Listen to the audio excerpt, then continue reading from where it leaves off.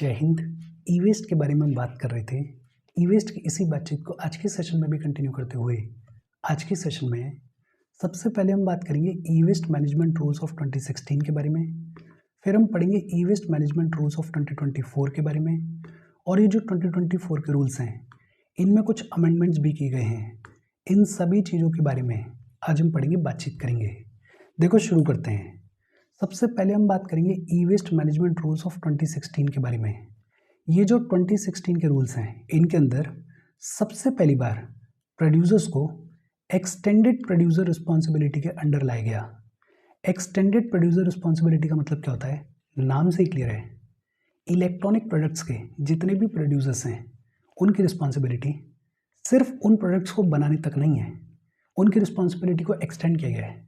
जितने भी electronic products बनाए जाएंगे वो मार्केट में जाएंगे, कंज्यूमर्स उनको खरीदेंगे, कंज्यूमर्स उनको यूज़ करेंगे और इवेंचुअली ये जो प्रोडक्ट्स हैं ये ई वेस्ट को जनरेट करेंगे। ये जो ई वेस्ट जनरेट होगा इसके कलेक्शन की रिस्पॉन्सिबिलिटी किसके ऊपर डाली गई है? इसके कलेक्शन की रिस्पॉन्सिबिलिटी प्रोड्यूसर्स के ऊपर डाली गई है। और ये जो कलेक्शन है ये कई तरीके से किया जा सकता है। फॉर एग्जाम्पल, एक क्या हो सकता है, जब प्रोडक्ट को बेचा जा रहा है तभी कंज्यूमर को बोल दिया जाए कि जब ये प्रोडक्ट ई वेस्ट जनरेट करेगा तो ये कंज्यूमर इस प्रोडक्ट को लौटा दे और इसके बदले में ये जो कंज्यूमर है इसको कुछ इंसेंटिव दे दिया जाएगा। बेसिकली आपका जो भी प्रोडक्ट है उससे जो भी ई वेस्ट जनरेट होगा उसके कलेक्शन की रिस्पॉन्सिबिलिटी किसकी है? उसके कलेक्शन की रिस्पॉन्सिबिलिटी आपकी है, प्रोड्यूसर की है। सिंपल शब्दों में अगर कहें तो ई वेस्ट की जो भी कॉस्ट है वो किसके ऊपर लाई करती है? वो प्रोड्यूसर के ऊपर लाई करती है। तो एक तो ये जो 2016 के रूल्स हैं ये बात करते हैं एक्सटेंडेड प्रोड्यूसर रिस्पॉन्सिबिलिटी के बारे में। दूसरा, ये जो 2016 के रूल्स हैं इनमें एडिशनल स्टेक होल्डर्स को ऐड किया गया है। रिस्पॉन्सिबिलिटी सिर्फ प्रोड्यूसर के ऊपर ही क्यों डाली जाए? ये जो 2016 के रूल्स हैं इनमें बात की गई है एडिशनल स्टेक होल्डर्स के बारे में। मैन्युफैक्चरर्स को ऐड किया गया है, डीलर्स को ऐड किया गया है, बहुत सारे लोग इलेक्ट्रॉनिक प्रोडक्ट्स को रीफर्बिश करते हैं उनको ऐड किया गया है, और प्रोड्यूसर रिस्पॉन्सिबिलिटी ऑर्गेनाइजेशंस को ऐड किया गया है। प्रोड्यूसर रिस्पॉन्सिबिलिटी ऑर्गेनाइजेशंस क्या होती हैं? ये जो प्रोड्यूसर्स होते हैं ज़रूरी नहीं है कि ये खुद से ई वेस्ट को कलेक्ट करें।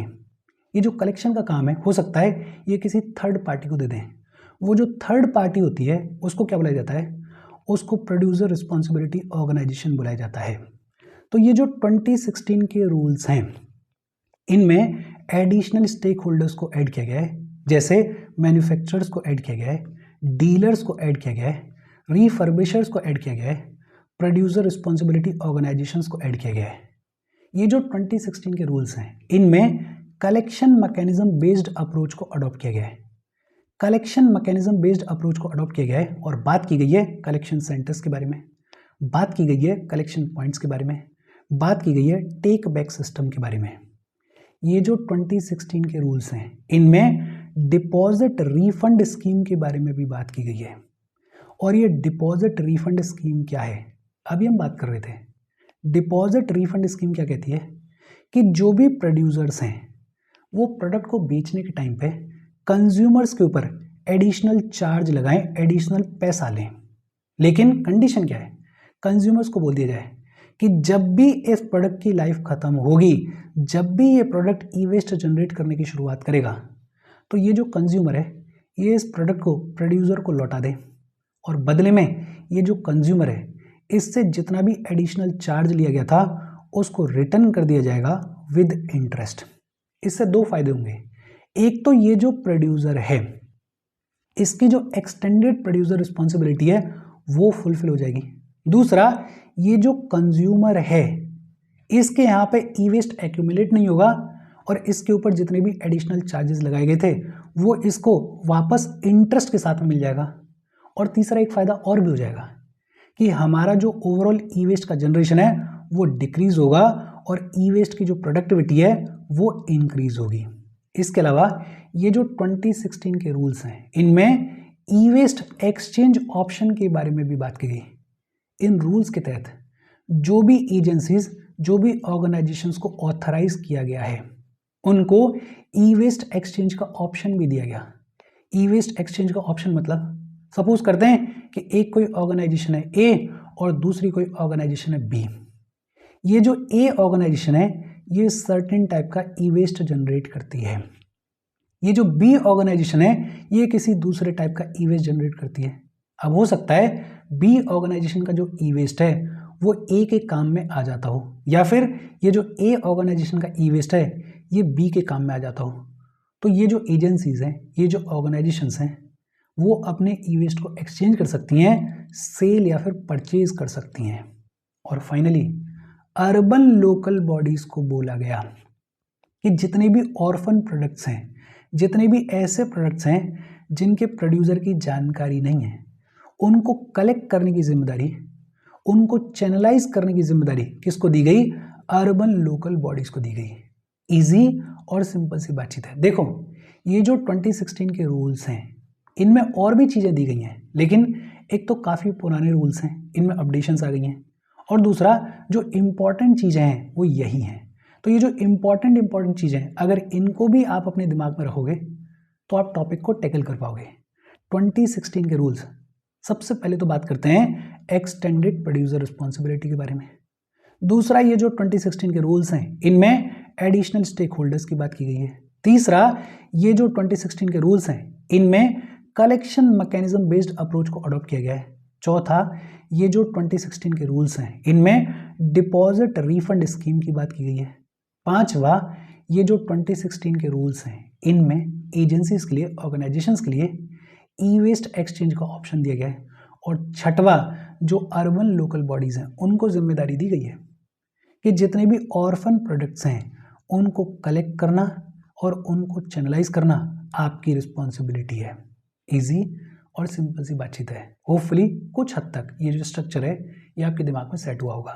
हम आगे बढ़ें उससे पहले वीडियो पर लाइक के बटन को दबा दो। लाइक दबाना ज़रूरी है बिकॉज यूट्यूब ऐसे ही फंक्शन करता है। जब आप वीडियो पर लाइक के बटन को दबाते हो तो यूट्यूब वीडियो को कंसिडर करता है और थोड़ा सा पुश कर देता है। तो लाइक का बटन दबा दो, शेयर कर दो अपने सोशल मीडिया हैंडल्स पर, व्हाट्सएप वगैरह पे अपने फ्रेंड्स को। जो भी लोग इसमें इंटरेस्टेड हैं, इससे रिलेटेड पढ़ाई कर रहे हैं, उनको शेयर कर दो। अगर चैनल को सब्सक्राइब नहीं किया है तो फॉर श्योर चैनल को सब्सक्राइब कर लो। और अगर आप केपेबल हो हेल्प करना चाहते हो तो आप हमें हेल्प कर सकते हो by clicking on the join button, या फिर आप कंट्रीब्यूट भी कर सकते हो QR कोड को स्कैन करके। अच्छा, ये जो 2016 के रूल्स हैं ये क्या कहते हैं ये होपफुली आपको समझ में आया होगा। एक बार फिर से 2022 में ई वेस्ट मैनेजमेंट रूल्स को लाया गया। ये जो 2022 के रूल्स हैं ये क्या कहते हैं? एक तो ये जो 2022 के रूल्स हैं ये सभी मैन्युफैक्चरर्स के ऊपर, सभी प्रोड्यूसर्स के ऊपर, सभी रीफर्बिशर्स के ऊपर, सभी डिसमेंटलर्स के ऊपर और सभी रीसाइक्लर्स के ऊपर अप्लाई होते हैं, किसी को भी छोड़ा नहीं गया है। ये जो 2022 के रूल्स हैं ये सभी मैन्युफैक्चरर्स, सभी प्रोड्यूसर्स, सभी रीफर्बिशर्स, सभी डिसमेंटलर्स और सभी रीसाइक्लर्स के ऊपर अप्लाई होते हैं। दूसरा क्या बोला गया? जितने भी मैन्युफैक्चरर्स हैं, जितने भी प्रोड्यूसर्स हैं, जितने भी रीफर्बिशर्स हैं और जितने भी रीसाइक्लर्स हैं वो खुद को रजिस्टर करवाएंगे पोर्टल के ऊपर। और ये जो पोर्टल है इसको कौन डेवलप करेगा? इसको डेवलप किया जाएगा CPCB के द्वारा, सेंट्रल पोल्यूशन कंट्रोल बोर्ड के द्वारा। बेसिकली चीज़ों को ऑनलाइन किया जा रहा है। एक तो ये जो 2022 के रूल्स हैं ये सभी मैन्युफैक्चरर्स, सभी प्रोड्यूसर्स, सभी रीफर्बिशर्स, सभी डिसमेंटलर्स और सभी रीसाइक्लर्स के ऊपर अप्लाई होते हैं। दूसरा, जितने भी मैन्युफैक्चरर्स हैं, जितने भी प्रोड्यूसर्स हैं, जितने भी रीफर्बिशर्स हैं, जितने भी रीसाइक्लर्स हैं उनको खुद को रजिस्टर करवाना होगा पोर्टल के ऊपर। और ये जो पोर्टल है इसको डेवलप कौन करेगा? CPCB डेवलप करेगा। साथ में ये जो 2022 के रूल्स हैं इनमें ये भी बोला गया कि कोई भी एंटिटी बिना रजिस्ट्रेशन के बिजनेस नहीं करेगी और कोई भी एंटिटी किसी भी अनरजिस्टर्ड एंटिटी के साथ में डील नहीं करेगी। बेसिकली सब कुछ ऑनलाइन होना चाहिए, सब कुछ ट्रांसपेरेंट होना चाहिए। इसके अलावा ये जो 2022 के रूल्स हैं इनमें बोला गया कि कल तक जो ऑथराइजेशन होता था अब ऑथराइजेशन नहीं दिया जाएगा, अब रजिस्ट्रेशन किया जाएगा। और ये जो रजिस्ट्रेशन है ये सिर्फ और सिर्फ ऑनलाइन पोर्टल के थ्रू होगा। पहले अथॉरिटीज़ ऑथराइजेशन देती थी ई वेस्ट के रिगार्डिंग, लेकिन अब ऑथराइजेशन नहीं दिया जाएगा, अब सिर्फ और सिर्फ रजिस्ट्रेशन किया जाएगा, और रजिस्ट्रेशन भी ऑनलाइन पोर्टल के थ्रू ही किया जाएगा। बेसिकली ट्रांसपेरेंसी को लाया जा रहा है। और ये जो रजिस्ट्रेशन है ये किस किस को करवाना होगा? ये मैन्युफैक्चरर्स को करवाना होगा, ये प्रोड्यूसर्स को करवाना होगा, ये रीफर्बिशर्स को करवाना होगा, ये रीसाइक्लर्स को करवाना होगा। ये जो 2022 के रूल्स हैं इनमें एक शेड्यूल 1 है। ये जो शेड्यूल 1 है इसको और एक्सपेंड किया गया है। अब ये जो शेड्यूल 1 है इसमें 106 इलेक्ट्रिकल एंड इलेक्ट्रॉनिक इक्विपमेंट्स की बात की गई है। ये जो 106 EEE हैं इनको एक्सटेंडेड प्रोड्यूसर रिस्पॉन्सिबिलिटी के अंडर ऐड किया गया है। मतलब 106 आइटम्स ऐसे हैं जिनके ई वेस्ट को कलेक्ट करने की रिस्पॉन्सिबिलिटी किसकी है? प्रोड्यूसर की है। तो ये जो 2022 के रूल्स हैं इनमें जो शेड्यूल 1 है उसको और ज़्यादा एक्सपेंड किया गया है। जो प्रोड्यूसर्स ऐसे हैं जो कि नोटिफाइड EEE को प्रोड्यूस करते हैं उनको एनुअल ई वेस्ट रिसाइकलिंग के टारगेट्स दिए जाएंगे। ऐसे प्रोड्यूसर्स जो कि इन EEE प्रोडक्ट्स को प्रोड्यूस करते हैं, नोटिफाइड EEE प्रोडक्ट्स को प्रोड्यूस करते हैं, उनको एनुअली ई वेस्ट रिसाइकलिंग के टारगेट्स दिए जाएंगे। ये जो 2022 के रूल्स हैं इनमें सोलर पैनल्स को, सोलर PV मॉड्यूल्स को इंक्लूड किया गया है, पैनल्स को इंक्लूड किया गया है और सेल्स को भी इंक्लूड किया गया है। सोलर एनर्जी, सोलर प्लांट्स, उनका सिग्निफिकेंस अब इंक्रीज होता जा रहा है, तो इनको भी 2022 के रूल्स में ऐड कर लिया गया है। साथ ही साथ ये भी बोला गया है कि जितनी क्वांटिटी रिसाइकल की जाएगी वो सब कंप्यूटर बेस्ड होगी। कंप्यूटर बेस्ड क्यों होगी? ताकि कोई फॉल्स क्लेम्स ना कर सके, कोई झूठे दावे ना कर सके। जो भी आप रिसाइकिल कर रहे हो, जितनी भी आप क्वांटिटी रिसाइकिल कर रहे हो, उस सब का डेटा कंप्यूटर पे होना चाहिए, वो सब कंप्यूटर बेस्ड होनी चाहिए। साथ में एक प्रोविजन और डाला गया, provision for generation and transaction of EPR certificate.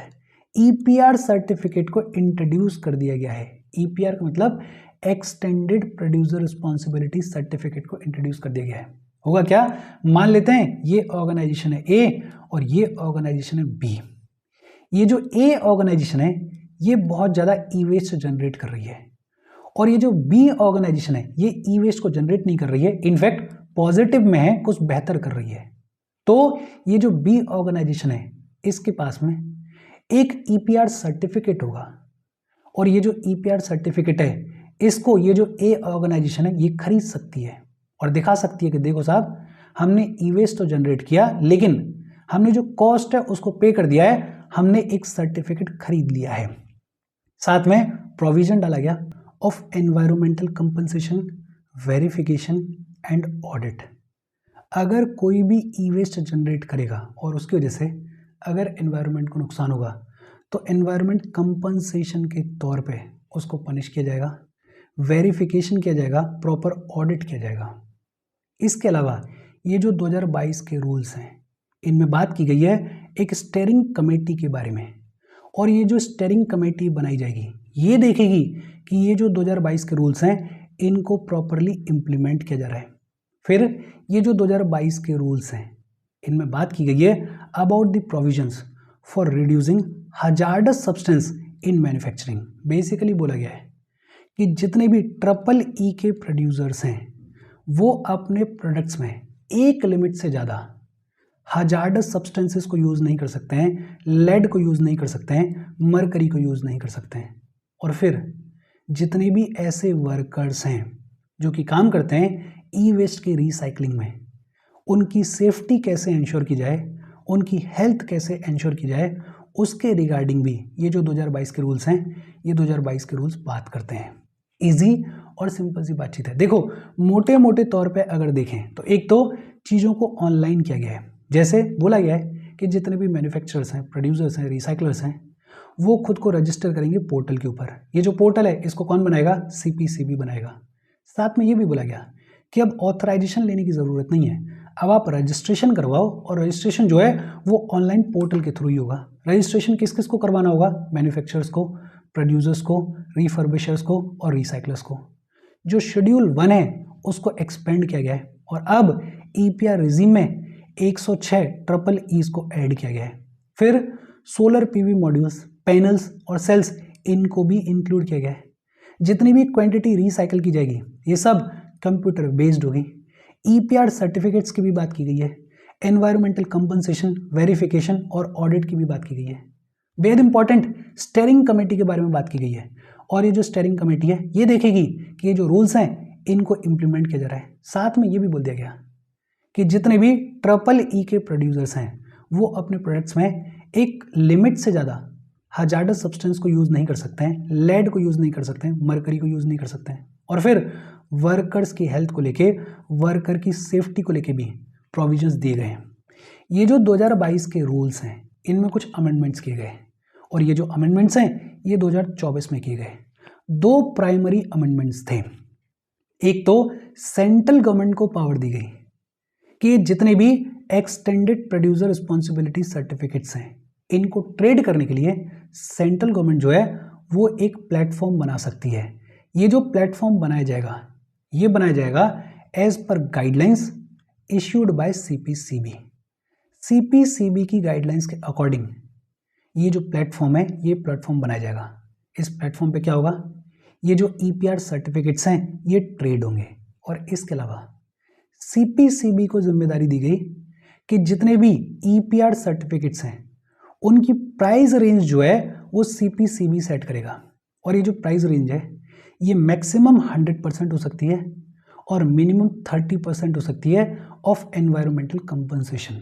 इसका मतलब क्या है, मान लेते हैं कोई ऑर्गेनाइजेशन है ए और इसने कंप्लाई नहीं किया, इसने कुछ घपला किया, अब इसके ऊपर फाइन लगाना है, इसको ईपीआर सर्टिफिकेट खरीदना है।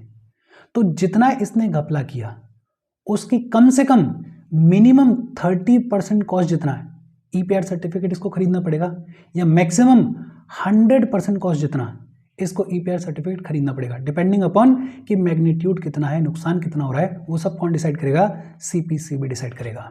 और इसके साथ आज की हमारी बातचीत खत्म हो गई, ई वेस्ट की बातचीत खत्म हो गई। कोई डाउट हो कमेंट करके पूछ लेना। Thank you very much.